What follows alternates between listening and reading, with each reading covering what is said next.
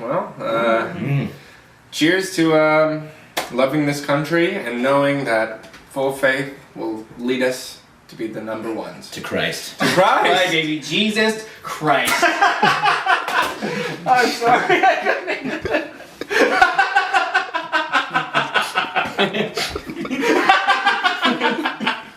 So stupid.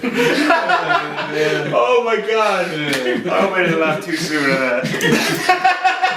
Welcome to the School Sucks Project, a podcast, YouTube channel, and online community dedicated to personal growth and intellectual self-defense.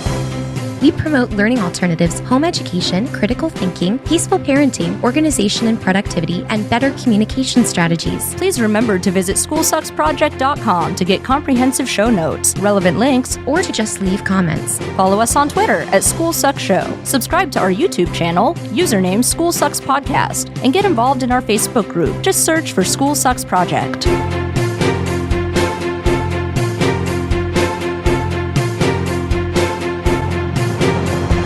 I couldn't be more excited to welcome for the very first time to the School Sucks podcast, Benny Wells. Hey, Brett. You are one of the creators of a YouTube channel called Joy Camp. What is Joy Camp for the people who, unfortunately for them, do not know what it is yet? We explore something we like to call conscious comedy. Mm-hmm. We do sketch comedy for the most part, and we like to tackle subjects that are taboo. I recently packaged up some stuff and sent it to my brother, who I thought would be really into what you did. And as I was trying to put the appeal for me into words, I think what I said to him is they'll kind of entertain you with your own misfortunes, basically.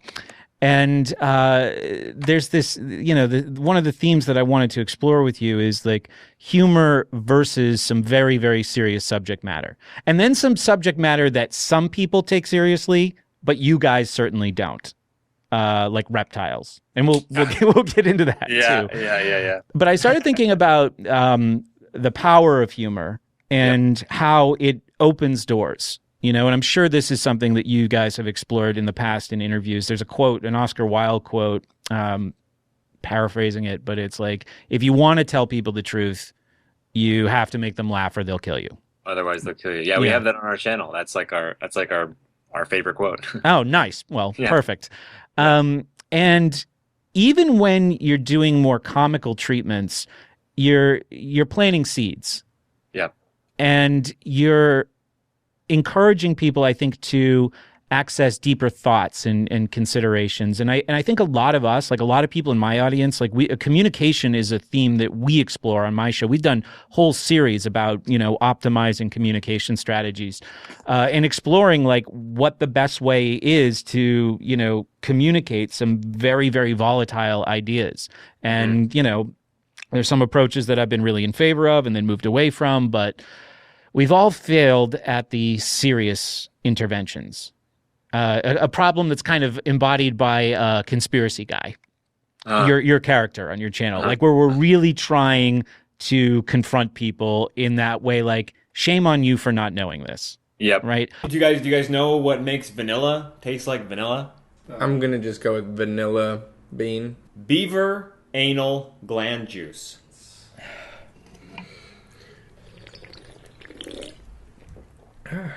Beaver anal gland juice. Yeah, but that doesn't sound so bad. I mean, I've had some anal juice. Yeah, Look, it's eugenics, you guys. Don't you see? They're trying to wipe us out. Man, the water is poison, the air is poison, and the food is poison. We are cogs in the system, man, slaves to the machine, and nobody cares. Nobody seems to give a shit. Okay, cool. Good story. You can either, bitch about it or you can do something. Yeah, I mean, what are you going to do? It's America. Love it or leave it. honestly, I'd say love it. I would say love it too. Yeah. if you hate it so much, why don't you just leave? I feel especially when I was more passionate in the waking up kind of process, I was doing a lot of that presentation. Of course. But I wanted you to talk about that power of humor, because what I find is that through the Joy Camp experience, people walk away, or I certainly see how a lot of people could walk away with a really positive orientation towards knowledge acquisition. Like if you bully somebody with what you know and shame on you for what you don't know, they're not going to have a positive orientation towards knowledge acquisition.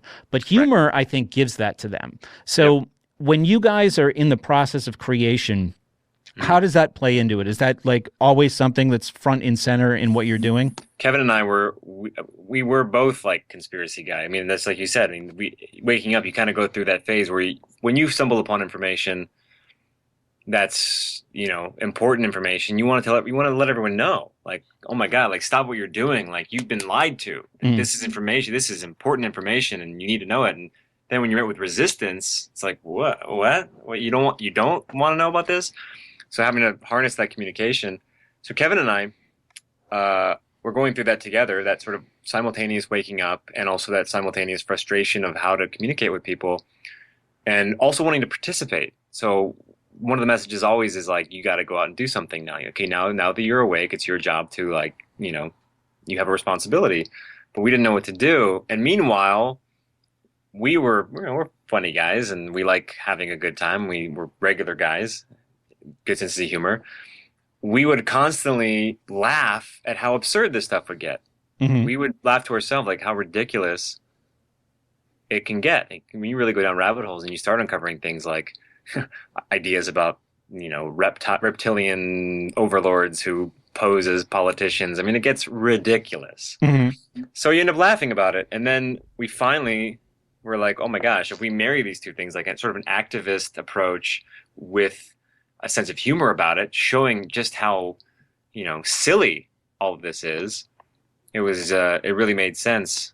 So I don't know if that's really answering the question. Yeah, absolutely. And so I when think we come up with this stuff, we're always able to laugh at all of it, always. And that's never been a problem since the day we woke up to now. Like we just are able to find the humor in everything. This is Band Questions, take 1. Who? What? When? Where? Why? How? Question. Questions. When I was growing up, I had so many questions. I think that questions lead to more questions. Ignorance is bliss. By middle school, A child's curiosity is at an all-time high. And that's because kids like to ask questions. We need to help them tune out. Truth doesn't matter. let's just ban questions altogether. And encourage kids to do what they're told. To be dull and uninformed. Listen to the voice of authority. There are limits. Dare to be boring. You can't change the world. Let's ban questions. Be dumb. Be you. Ban questions. Encourage kids to obey today. Take the pledge at thejoycamp.com. We're not asking, we're telling. So yeah, let's talk a little bit about that collaborative process, and maybe we could just walk through an example. So like I said, one of my favorite videos is Joy Camp Takes On. Love it. Which cool. is which is so funny because it's like this. It's not a brainstorming session because I think what's supposed to come through in the video is like it doesn't even seem like anyone's really listening to anyone else. Yeah. There's like that kind of surface, oh yeah, that's a good idea, but everybody is just like basically vomiting everything that they can think of, and the video never goes anywhere. But it's perfectly brilliant, and it's like I probably watched that video more than any other because it's just so funny. Oh, thanks, man. Thank you for saying that because that's one of my favorites too. The process for that one was unique. It was we were house sitting.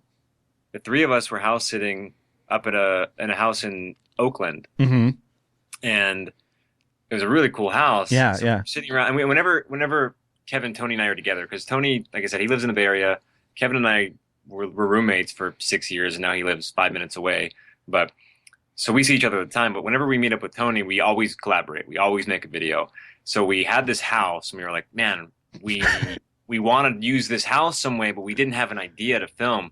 So we were sitting there for an hour or more just trying to think of an idea, and we were like talking about things, and we were like saying some vague ideas, but nothing was really sticking.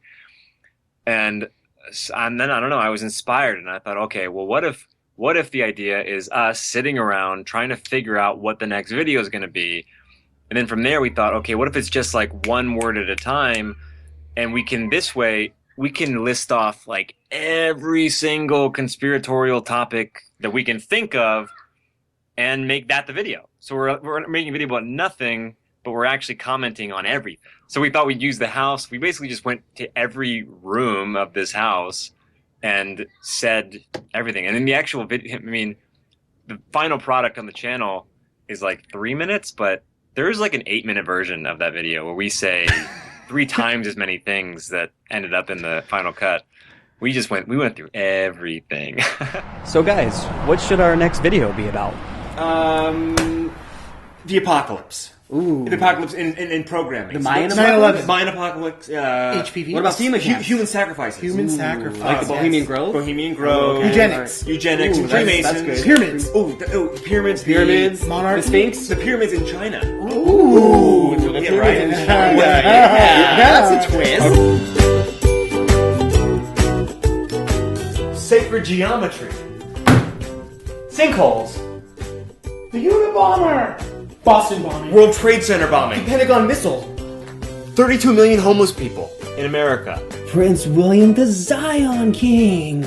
Patsies. Transhumanism. Archons. Native American Holocaust. The Loch Ness Monster. Atlantis. HARP.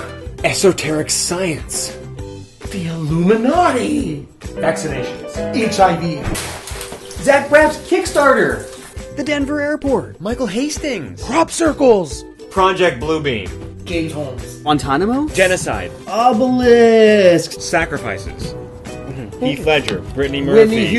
Whitney Houston. Michael Jackson. James Amy Gandolfini. Michael Jackson. James Gandolfini. ADD. ADHD. Asperger's. Autism. North Korea? Palestine. Planet X. Reptilians. Student loan debt. Student loans. Oh, student loan debt. Depleted uranium. 11/11. Scientology. Weather modification. So you've described this process that's interesting to me, where you're kind of at first at a loss for what to do, and then an idea, yeah, and then an idea hits you almost fully formed and can probably be executed pretty quickly from there. Do you guys find that you? I mean, I don't know what kind of a schedule you work on, or if you guys have self-imposed deadlines, but or like you want to be, because I know there's this whole fading effect with YouTube, so you want to be putting out something like every month at least, probably.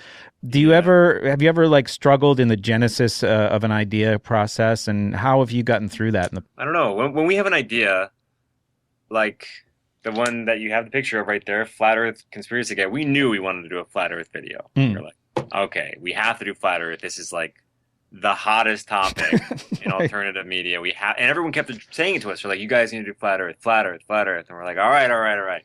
We'll do Flat Earth. And we thought, well, Conspiracy Guy would be the perfect character because, first of all, it's like a sort of a ongoing thing for our channel anyway. And so we thought, okay, so how can we address this issue with the Conspiracy Guy? Which stance does he take?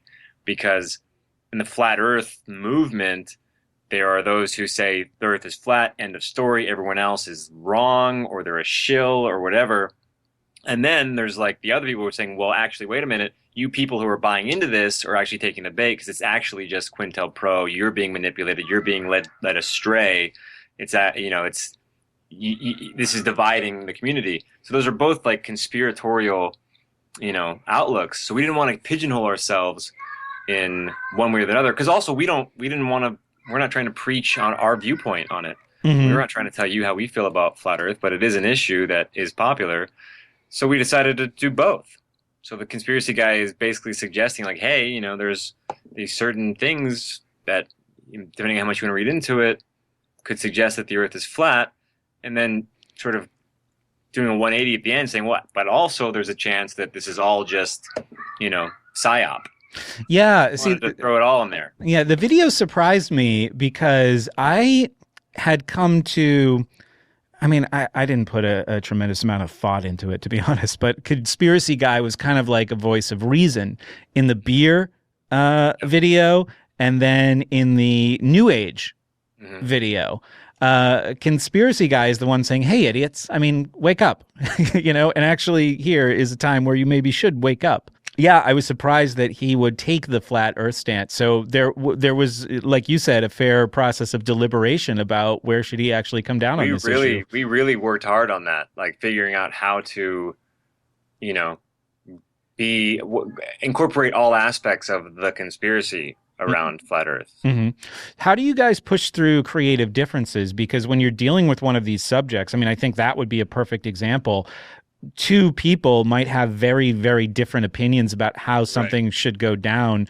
It sounds like everyone is in agreement that this is a problem that needs to be solved, but I can imagine that disagreements do come up, right?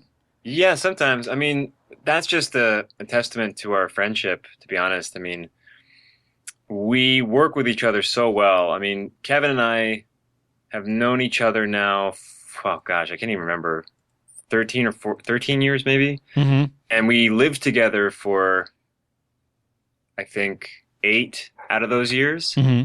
We've never had a fight. Like we've had maybe a few tiny moments of tension, but we've never like been mad at each other. We were so copacetic in our friendship.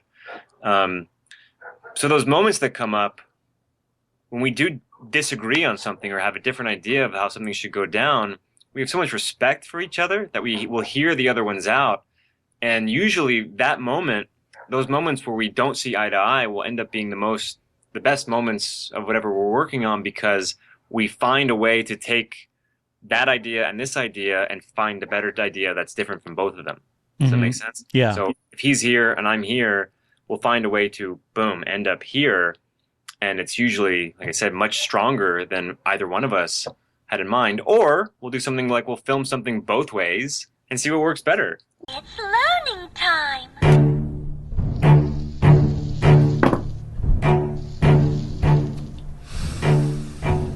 This isn't right. These people are filthy rich, racist, tyrannical mother, and you're giving them your money.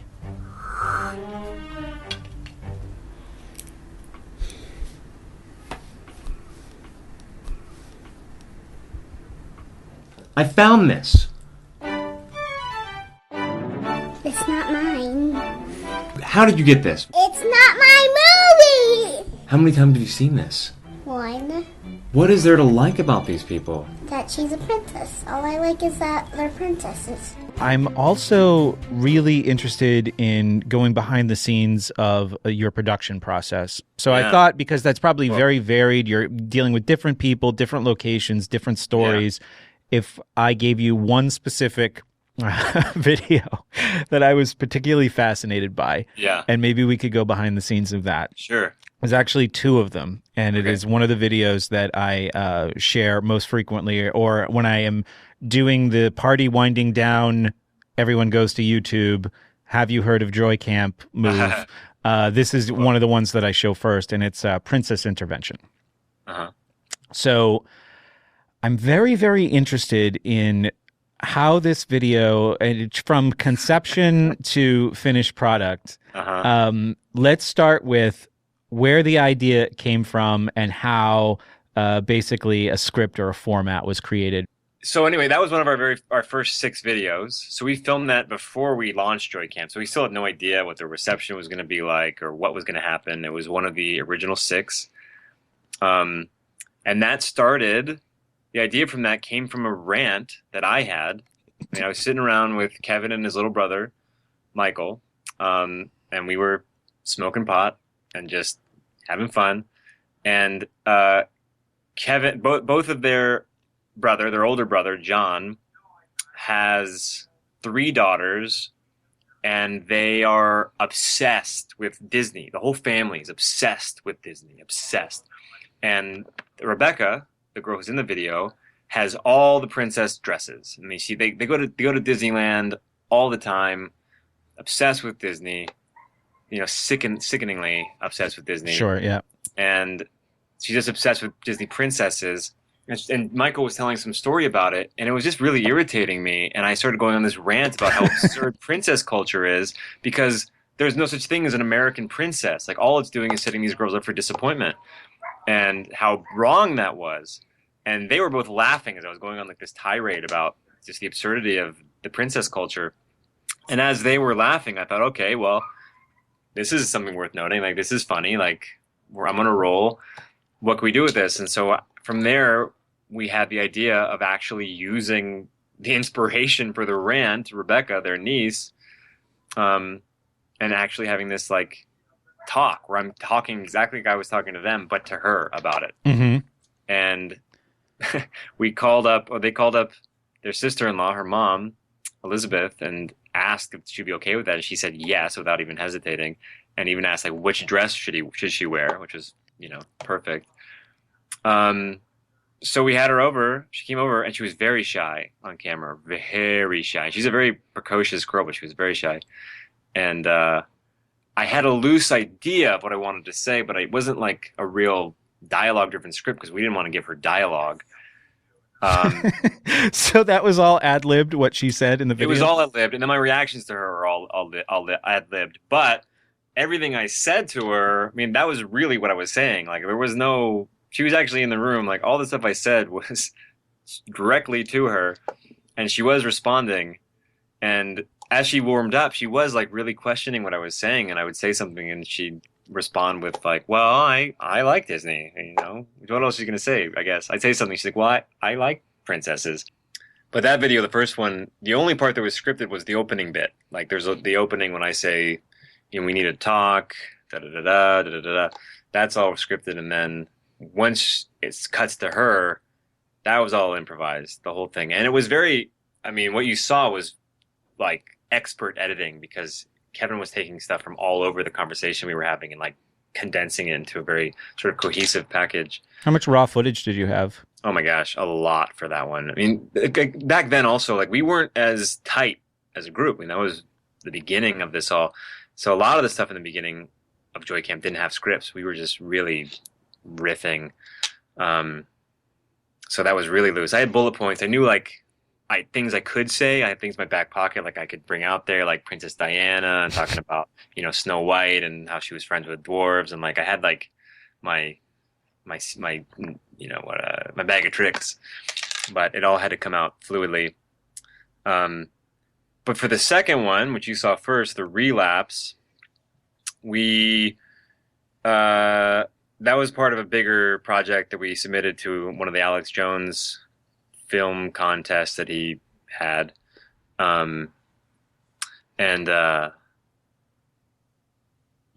we took a different approach to that one, actually. We recorded all of her reactions first. We actually had an idea what we wanted her to say.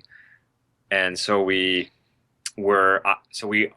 camera was only on her, and we just kept like offering her things to say, offering her things to react to, and then based off how she was, and we also knew what I wanted to say, but we didn't have it structured yet. So then she left, and then we put the camera on me, and I think Nick, who's in our group, he had written down all of her responses, and so it was almost like two videos in one.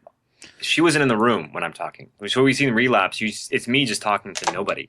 That was the sense, and I mean, I just have an eye for that, and I was like, there's no way he did that in front of the girl. Yeah, and some of the stuff, because we got a little more intense with the second one. Mm-hmm. Mm-hmm. Do you know what Princess Kate's last name is? Middleton. Correct. Do you know what William's last name is? Prince William. Remember. Exactly. They don't want you to know. He's actually German. They're from a German bloodline. His last name is actually Battenberg. And they all marry each other. They're all cousins. Do you want to marry your cousin? No. Exactly. But I don't even know if I have one. These people are inbred. Inbred. They marry each other. They're all married to each other? Even girls are married to girls and boys are married to boys? It's not quite like that. But brothers do marry sisters and cousins marry cousins. What do they do with their kids, though? Well, some go on to be royalty, and the rest are retarded because they're inbred.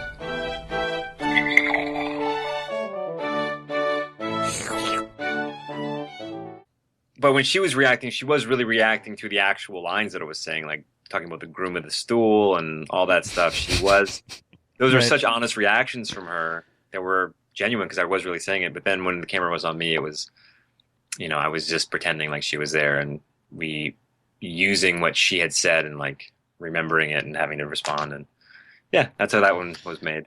All right, so there's a random question. There's a prop in that video that really makes it, and it's this little teapot that plays a little whistly song. Yeah. So was that just found and perfect, or I think are there times where you're like, what we really need for an enhancement here is something like this, and we don't know exactly what it is, but it's something that we need to kind of ram this home.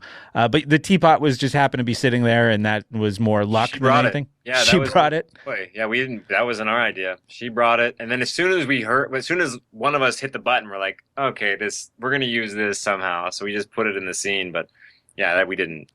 I mean, what's funny is that we're very like a well-oiled machine at this point. We know what we're doing, but some of our best moments still to this day are always the improvised stuff that you don't plan. Like, video, there's stuff that we didn't write that's comes out and it like makes the video what it is. Yeah, like maybe just still focusing on that example. How much experimentation is there, and how many takes and how many changes? Because I'm not thinking like someone said action, you press the button on the teapot, and that was it. Like there was probably experimentation with how to use that thing for maximum effect, right? Yeah, I don't know how it came. Yeah, again, it's just living in the moment. I mean, I guess that comes from all the theater experience. I mean, we had the ending of that scene. She walks off. Both the girls walk off.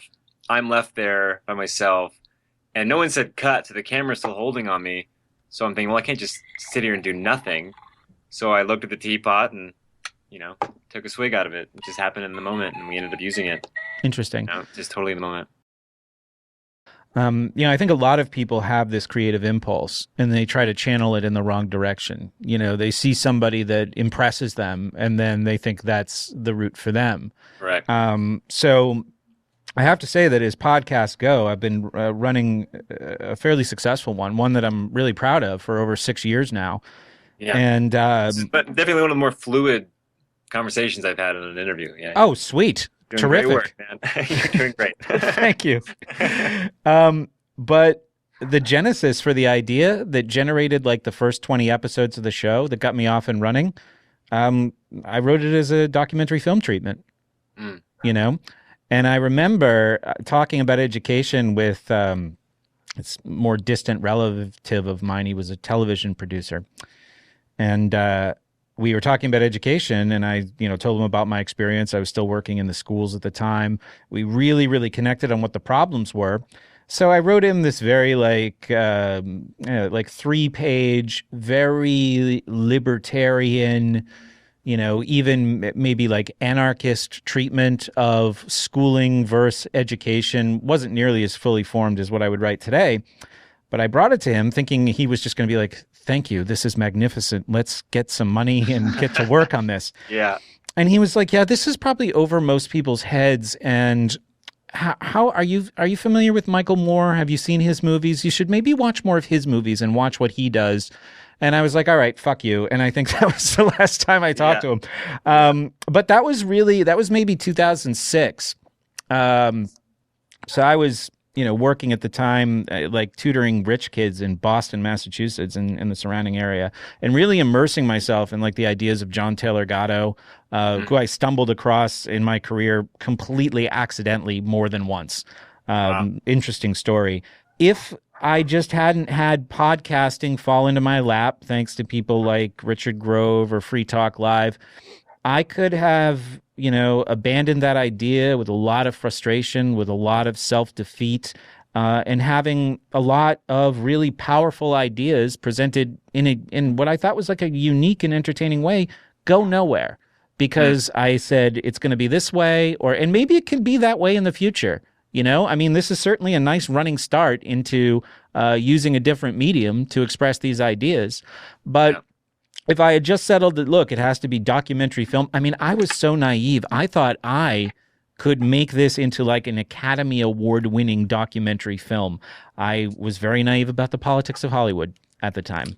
But yeah, I just think that that's really, as we're winding down here, I think that's something that's important to stress, that people should follow the creative impulses they have, but a lot of times people might choose the wrong media for it. Yeah. Well, after hearing you tell that story, I think a better analogy for me is the pursuit of the acting career compared to what I'm doing now, because that was my life. I mean, that was all I was thinking about. Even though I was waking up, at lightning speed, I was still like thinking, okay, yeah, I get it. I get that there's a lot of darkness, but and manipulation, but I'm still going to be an actor. I'm still going to do this thing. And when I got to LA, seeing just how nearly impossible it is to break into that business as an actor, it wasn't working, even though I'm a good actor. But I wasn't getting any opportunities. I mean, I got dropped by agents, and I was thinking, like, what is the deal here? Something's not right. And it was because I wasn't following the thing that I was supposed to do. I was giving all my power over to one aspect of my creativity, which was trying to be this actor.